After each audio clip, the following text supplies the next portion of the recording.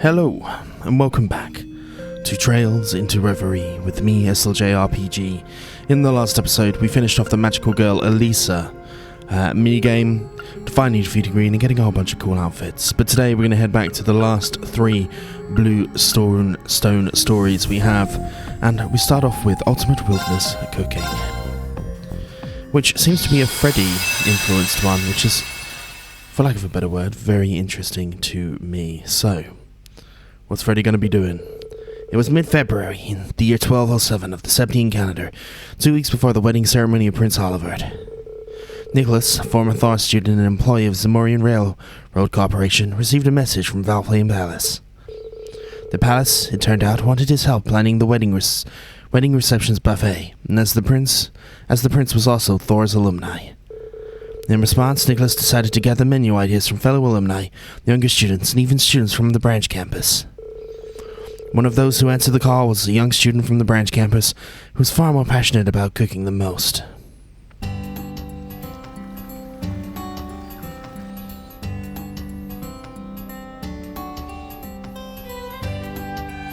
Bryn leaves.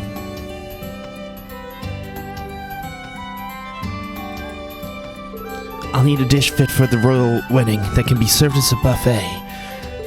And only ones the judges approve will get a chance, huh? Can't stop thinking about what Sandy and Teeter said. Don't get me wrong, we're not saying our cooking style is bad or anything, but lots of different people will be in attendance, so I think you should avoid anything that tastes too bitter. And presentation is important. Most people aren't going to be too into eating bugs and lizards. Really? I need to aim for something that will be a hit with the average person. I never realized my cooking was that much of an acquired taste. When I look back, it's true a lot of people tried my dishes with nervous expressions. I just took it as more of a nervous excitement. Could it be? Was I really mistaken this entire time? If I was, I'll need to talk to everyone who's tried my food to get their honest opinions.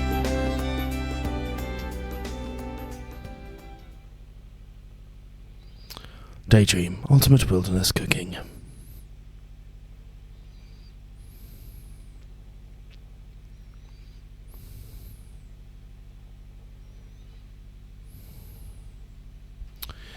Interesting, right. I get alerts and a lot of girls are scared of bugs. I don't mind touching them personally, but even I would have to muster up the courage to put one in my mouth. Fair. Being afraid of bugs is definitely not a girl thing. I would run around catching bugs when I was a child, but never once thought about eating them. Just the thought of food wriggling around is enough for me to, agreed, not even once.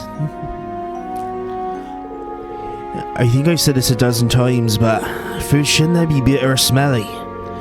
I don't mind punching foods, but I actually really like your cooking, Freddy.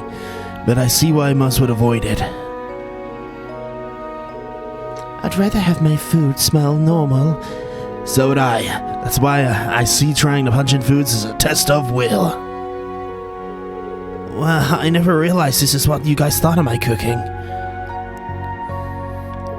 Looks like most people's taste buds aren't as cultivated as mine. I have to be more conscious of that going forward. If I want to please the masses, then I need to aim for flavors mostly everyone likes, and not make it so pungent. I think something involving wild game would work, but I don't want something too common like deer or rabbit. I've never once seen a deer or rabbit in this game. That narrows it down to...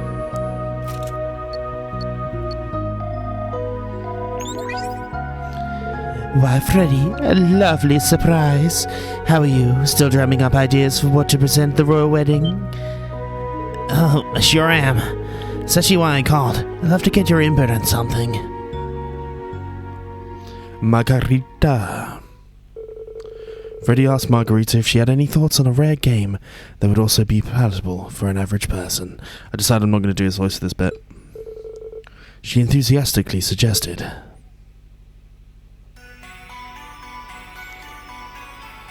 a meringue the rock patio near Raquel. So, this is where Slanglock's Canyon's rock patio. If memory serves right, Class 7 had come all this way during one of their special ops. According to Margarita, a legendary game should be around here. But man, this place is something else.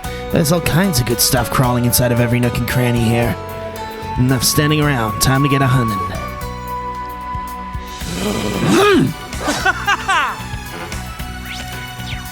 It won't let me go into the menu.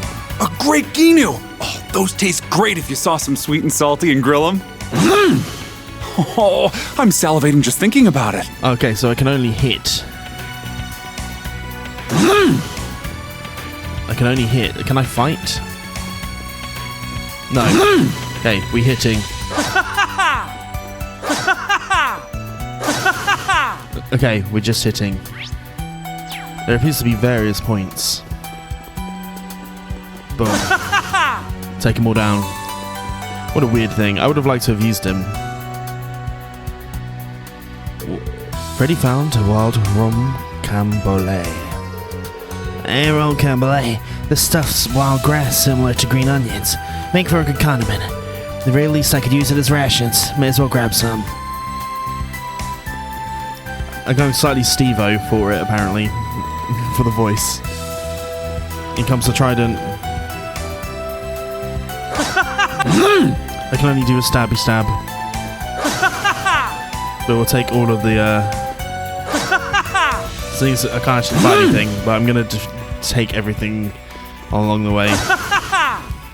Because why not do a little clear out whilst I'm here? Let's see if anything came of this. Okay. Boom. A canino. What's this? A moss of some sort? Freddy found rock tribe. Rock tribe. It's the type of lichen that grows from rocks like this. Doesn't have much flavor on its own, but it could still come in handy. I want to use it to make a sauce to go along with the main dish.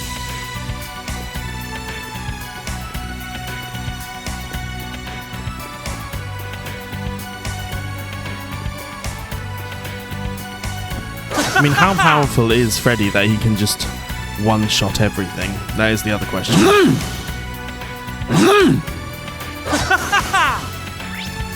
He is literally able to one-shot absolutely everything. There's more stuff down there, which we'll get to at some point. The Ninors stand no chance. So it's a form of syrupy sap. Freddy found a beehive. Okay. Wow, a beehive. It's a particularly perfect find. Every part of it can be used for something. Recipe won't call for any bees or larvae this time, but honey is always useful.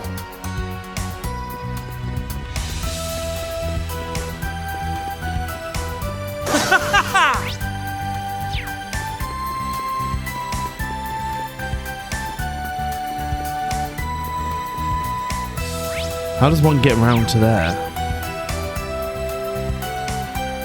Okay, who knows at this point? We'll enter into this stage. Huh? Is that it? A raccoon? I knew I said something. If only I caught a glimpse of it. But it definitely gave off different vibe than the other monsters roaming around. That must be the legendary wild game. Guess the hunt is on. Show yourself, Parsnip Panda! I'll stop at nothing to make a fine cuisine out of you. We're eating pandas. Also, it being rare means it's probably an endangered species, right? That doesn't respawn every single time like some of the others do. I mean, I'll take all of these. Before we head that way, let's grab this. Shiny thing on the floor. Some kind of black mass on the ground. I thought I was catching a thing with the one. It's a black truffle. My senses are on another level today. Can't beat aroma truffles give ya. Can't wait to see how this dish turns out. As we have successfully demolished everything. Take them all out. Take all the free cooking ingredients at least. Let's see what happens here.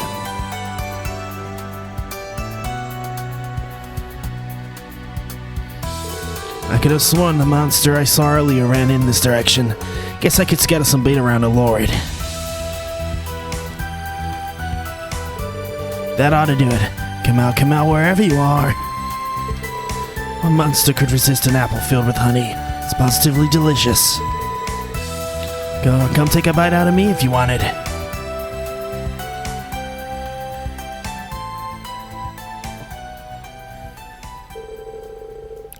Look at that pointed nose. Looks like a green raccoon. Margarita was on the mirror. Maybe it's the actual carrot we're looking for. Itching for a fight, are you? Fine. May the best man win. And to the victor goes the meat.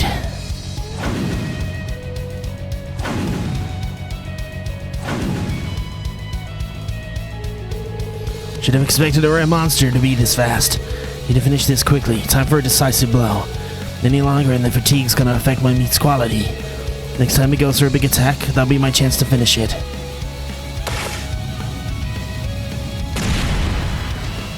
Oh, nice try, but too slow.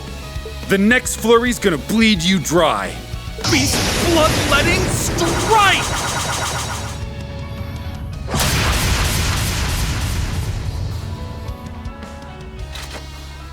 Rest in peace, little guy. You fought admirably. I give my word that not a single part of you will go to waste. And so Freddy obtained the Parsnip Panda's meat. Parsnip Panda. Got it. Soon the day arrived for him to present his dish to the review panel.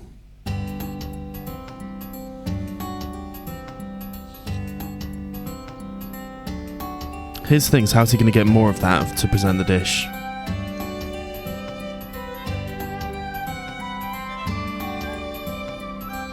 Thor's Branch Campus, Cafeteria.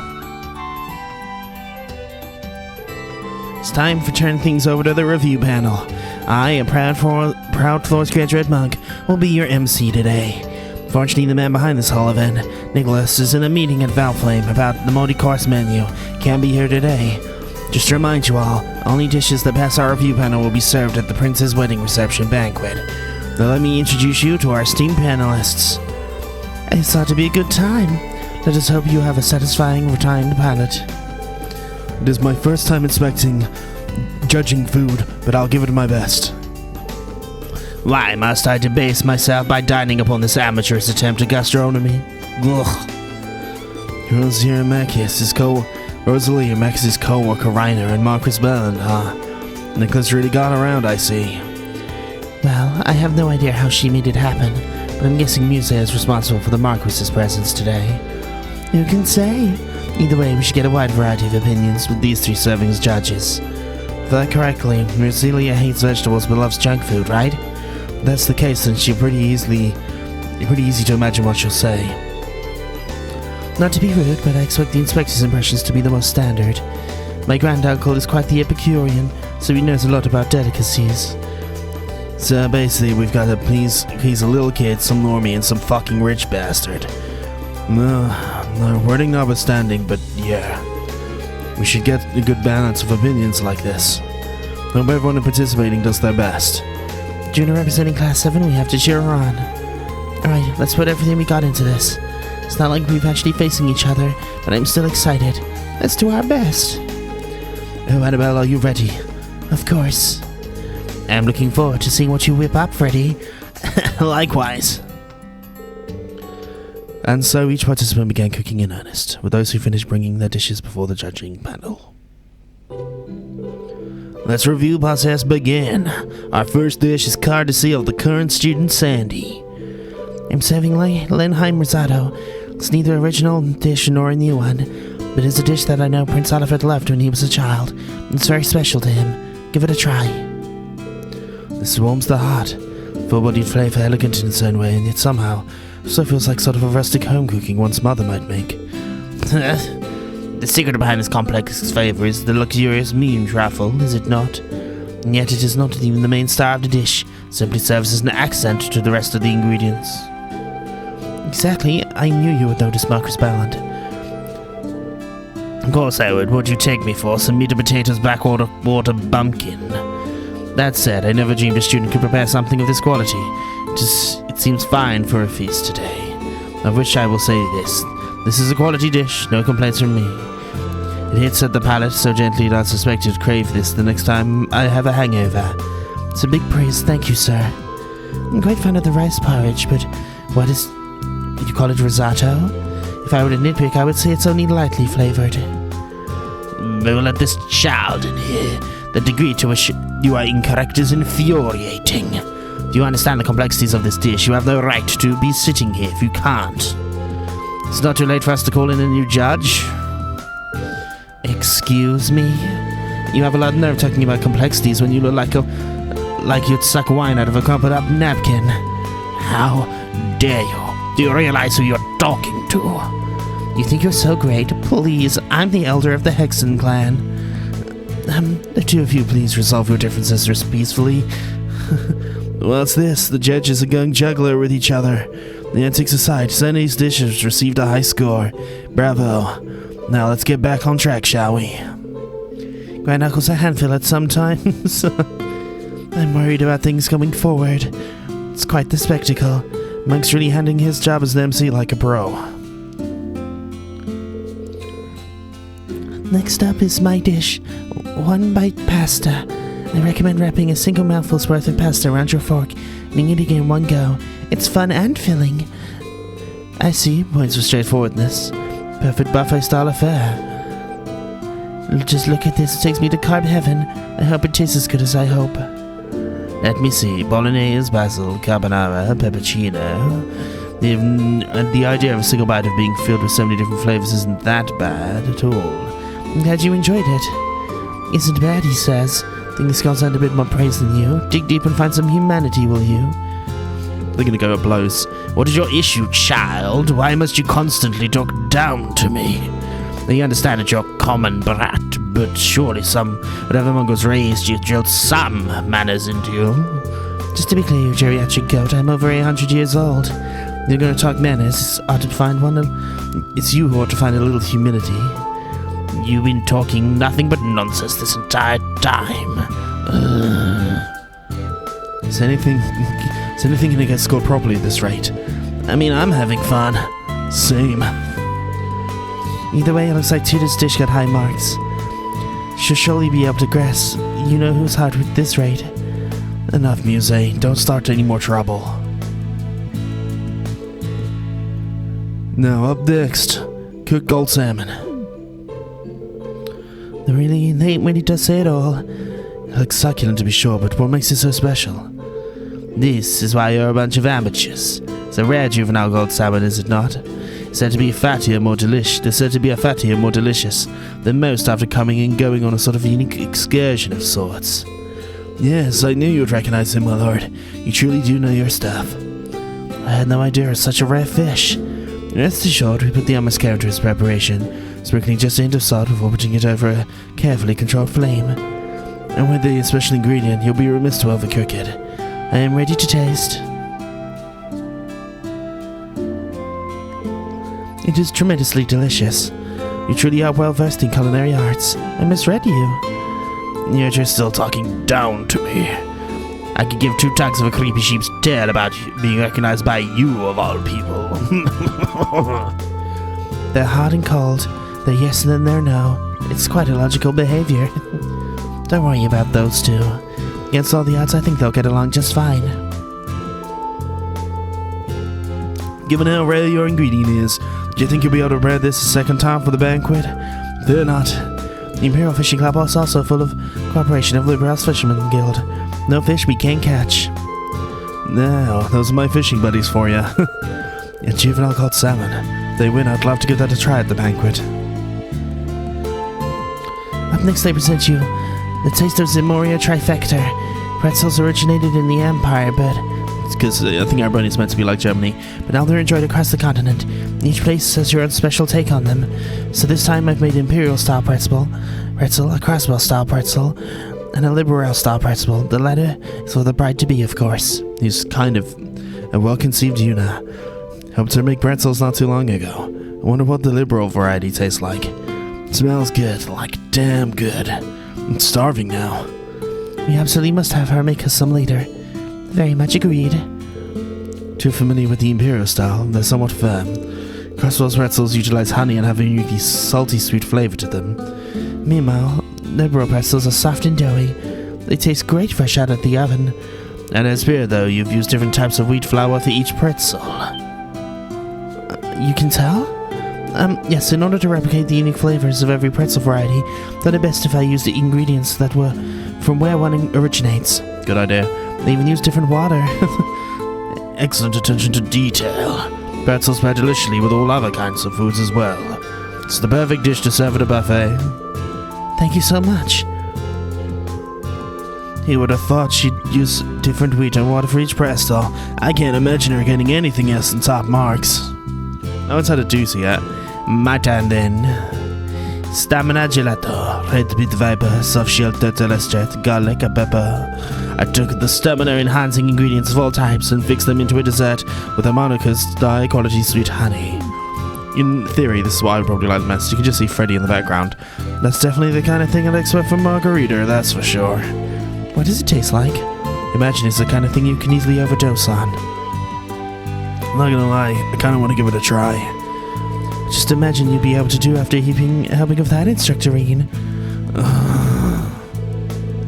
It is unique, it's not bad. The spicy flavor of the peppers works surprisingly well here. I like it. I can feel myself brimming with energy. After this, I must head to Raquel immediately. Fuck some cool girls. Is what he's saying there. Just the reaction I expected. If only Miriam could have participated. But I'll leave that to Eustace and Reen. I have to make plenty for Lord Vincent as well. Even Margarita's desserts are powerful. I bet if you had some, Tita, you'll be a bit more aggressive. Sandy! So it is time for the final participant to step forward. It's like a wild game of some sort. Is it raw meat? What kind of farce is this? You trying to feed us roadkill from who knows where? And raw at that? I heard some things can be eaten raw, but this doesn't appear to be fresh. The meat is developed in a faint spiritual aura. What is Freddy thinking? I want to believe that there's more to it than meets the eye. This is Freddy we're talking about. He has to have a plan. My apologies. This is the meat of the fabled parsley panda. This dish is only complete with additional soup stock. Combined known in the East as shabu shabu. Well, that's your plan. Not bad, Freddy. Parsley panda. I've only ever had it once, and I recall it being delicious. I've heard of shabu shabu before. Naming conventions aside, you basically just put meat in the pot, right? Correct. Not all at once. You only put how much you're gonna eat in at the moment. Use your chopsticks, take a piece of meat, dip it in the boiling water. Once the meat is cooked, you can take it out and put this special sauce in it. I see, this seems like fun. So go on, give it a try. And so the review panel followed Freddy's instructions and partook in the shabu shabu. This is absolutely delicious. Overflowing with power. Keep eating it. It might even go back to my original form. You do what now? That aside, it certainly is piquant. The meat is thinly sliced, wonderfully firm. It's just fatty enough. The savoury flavours of the broth and sauce help to refine the meat into something else entirely. This truly is magnificent. My gosh, I never thought I'd hear Marcus Bannon say something like that. Shabu shabu. I've had it with my master before. No fair, I want to try. How long are we gonna have to stand here and watch these jerks pig out? I'm at my limit. My stomach's been crawling for ages now. Okay, I think you're dead enough. It's our turn. You can't just... Come on, even accounting for the banquet, I'll have more than enough meat to go around. I, for one, would love to try the other dishes as well. Let's open the taste testing to everyone. You all deserve to have some fun. I like that idea. We better roll up our sleeves and get some more food cooking. But my privilege! I need to get more of this meat before it's all... Not so fast, Grand Uncle. I'll be taking that.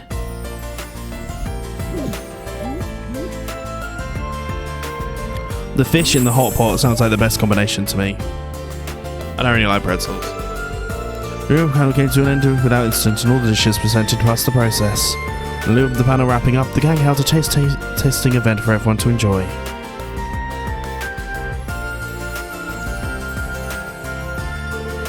Looks like nobody noticed that I mixed powdered caterpillar fungus into the shabu shabu sauce. I had expected you already done something like that. Looks like folks can handle that kind of flavor with no problem. The means I can use to cook a dish in a food hall to keep secretly introducing more, special ingredients into their lives. And then everyone will deepen their understanding of the gourmet world I live in. The future is bright, indeed. Take it easy, okay?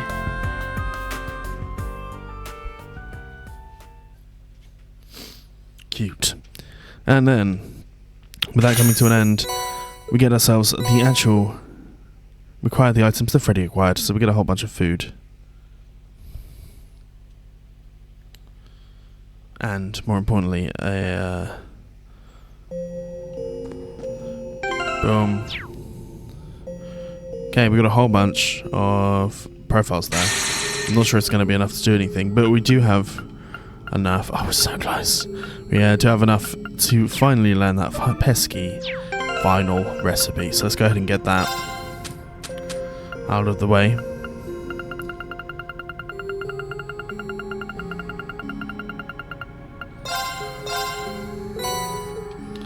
Ready, Shabby Shabby, we should supply the recipes, but we're not going to do that right away.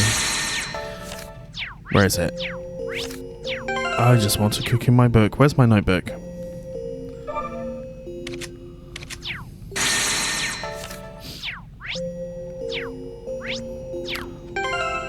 Fine.